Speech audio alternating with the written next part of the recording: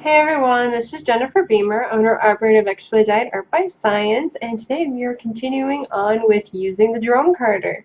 And I also have a bunch of other stuff on this table, and I know you guys have been dying to know what's on it, so let's just go over that part first, okay? First, I have some wool. So this is some merino dyed in lovely colors.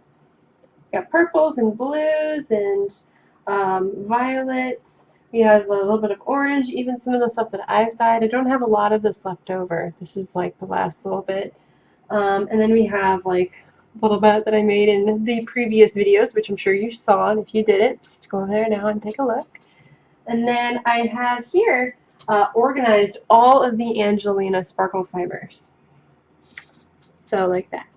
Yeah, this is incredibly useful. I don't know why I never did this back when I was in the States, because everything is within easy grasp, and it's self-contained, and I could just like pick this up and carry it somewhere. Like if I'm setting up my drum carder in a new location, I could just pick this up and carry it with me. It's great, brilliant. But this is really important to have if you are making lots and lots and lots and lots of bats. I can't tell you how many times this has been useful. And if you need more space, you can just move it out of the way easily. I have space issues here because I don't really have a lot of it. So Angelina is basically a metallic fiber that's really soft and pliable, and when spun into yarn or felt, or spun into felt, or made into felt, it produces this really nice glam, shimmery, eye-catching area in whatever it is that you're making. So I really like using this. And then let's talk about the sari silk, because I think I'm starting to develop an unnatural desire to have sari silk in everything that I make, because it has so much texture, lots of colors, and it's really, really versatile. So let's first talk about the pulled sari silk. Now this is like little remnants pulled off from like the floor, and I think, or, oh, no, I don't think it's the floor. I think it's when they make the saris, like some things get caught around the rod, so they cut this off and throw this in the bag. And it feels like cotton candy. It's really soft, and it smells like silk and machine oil. Like if you have a sewing wheel, it smells like that. It smells like a sewing machine. Hopefully I'm not crazy for saying that. But it doesn't like have any weird smells or anything like that. Nicole picks really high quality places to find or to get her products from. So this is actually really wonderful silk. I love working with it whenever I have an opportunity. So I really like using this, but I also really like using just the sari silk thrums. And I'll show you some of these here. It's basically the threads that they would use for weaving the saris. When you get to the end, or if you're at the beginning, there's a bunch of waste. So what they do is they cut this off when they finish making that whatever fabric that is. They cut it off, and then they section it off into like groupings, and then they will pull this into sort of like a skein or a hank, and it's in pristine pristine condition. So I've actually sold this to people who like to make tassels for like yoga mats, for example. They love these sari thrums for making those because they're gorgeous and they're silk and they're recycled. So I really like using these two products, and these both these products I get from Nicole over at Don't Good Yarn. And then finally, these are some beautifully dyed locks. This was a variety pack, so there's a bunch of different colors in here. And I think it was a mixture of Wensleydale and mohair and what was the other one? Border luster. There's also border luster locks in here. So yeah, they're absolutely beautiful. I really love this orange one, but I haven't quite found a use for it, so it keeps staying in here. Anyway, so what's important whenever you are carding up bats, if you're going to do the process, you might as well drag everything out. That seems like it's pretty obvious, but I can't tell you how many times like I've gone through all of this, and then I'm like, ooh, there's another color I wanted, or I wanted, oh, maybe can I add some of this or some of that? Just get it all out at the same time. It's totally fine.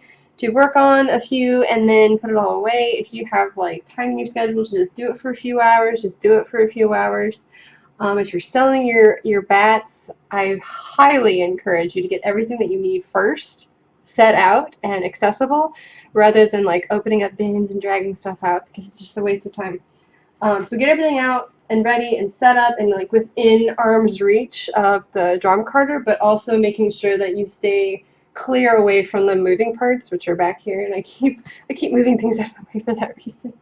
Anyway, so let's card something, all right? I've talked enough about what's on my page. I think I have to move this to the table here.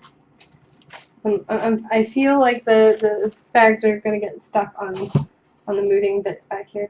So whenever I make my bats, I really like to start with something that is mostly just plain wool. And what that does is it gives your yarn something pretty stable to build upon. Now, if you will recall, this is the fiber that we carded in the basic blending video that I did a little bit ago. But what you'll do is you'll just open it up so you can see through the fiber, put it on the table here, and then start carding it. And I will also say this is not the normal table that I like to use for this. And I normally like to be over here doing it, but I realize it's really awkward with this table in the way. And to make HD videos for you guys so you can see exactly what I'm doing, I need to be attached to the computer. So that creates a few problems. So bear with me. So I'm going to put on some orange. You do have to keep some basic color combos in mind and blending. So the more you blend, say, red and green together, the more it's going to look like brown. However, you could definitely have a bat that has lots of green and lots of red, and it will look gorgeous, spun up or felted even. So it really comes down to how many times you want to run it through the drum carder. So I'm going to get this layer of orange on, like this. And you want to go relatively slowly. I know that this has already been carded 3 times, so I don't have to be super meticulous with the amount of cranking that I do here, or the speed with which I crank. If you're working with any kind of raw fleece or something that hasn't really been through much processing, you definitely want to go slow, because if you go too fast and something gets hung up on the Swift here, you could bend tines or break them, and you don't want to ruin your drum carder, so definitely go slow. So let's add some of this beautiful purple. Now, there's no tried and true method technically for making these bats. What I like to do is have the bottom 50% of the bat be comprised of just solid wool. Because like I said, that's going to give you a really good base for when you are spinning your yarn. Sometimes if you get a lot of weird, short, highly textured fibers, sometimes the yarn becomes very weak. And I know that I cater to a lot of beginners out there, so I want to make sure that you're making really good yarn from the bats that I make. So I feel this is a nice happy medium because it allows me to build bats that are kind of on the bigger side, so you can get more yardage. It allows me to add in a lot more colors, so you can make a really fun and funky yarn. And it's also good for felters, because if you have a lot of silk content or things that just don't felt, it's going to be almost a nightmare trying to make that fiber felt if there's not enough wool. So that's just what I usually follow when it comes to me making my bats, but I don't know if it's any kind of standard at all. It may or may not be. I've definitely seen some bats that are mostly like faux fibers, and they probably spin up beautifully. A faux fiber is basically just something made out of a man-made material like nylon, for example. So let's say you have, oh, here's a good one. My mother-in-law is allergic to wool and Angora and cashmere, so whenever I make stuff for her, I either have to use a plant material or silk, and those things can actually get really expensive. She loves the way that she loves the way that, I'm going to switch to some blue here. She loves the way that cashmere feels, but she can't wear it at all. Like, To me, that would be a tragedy. So basically, what they have made available on the market is a nylon fiber that feels a lot like cashmere. It's really soft, it's very silky, it dyes super well. I've dyed quite a bit of it because it was one of the dyed products that I offered with my ExpertlyDyed repeatable colorways. But, you know, you could also dye up some solids with that fiber and card them into batt. And I've seen people make bats that are almost entirely made out of faux fibers, which is totally fine. But those won't be good for felting, of course. Add a layer of blue.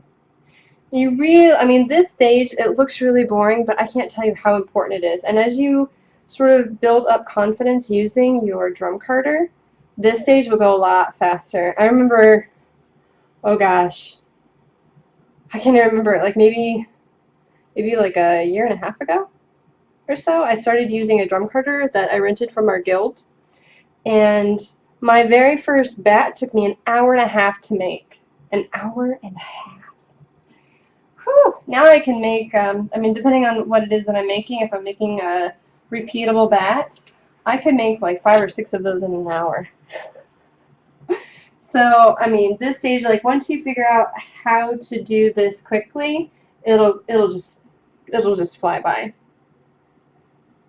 All right. How are we doing on time? Okay. So I think I might break this video when I finish putting on this purple so that we keep these videos a little bit on the shorter side, because I do know that some of you have busy lives. Some of you, probably most of you, have busy lives. And you know, you might only have access to the computer for maybe your lunch, and you know, my lunches used to be like 30 minutes, so by the time you get your food and you come back, you don't really have a lot of time to sit there and eat and watch something.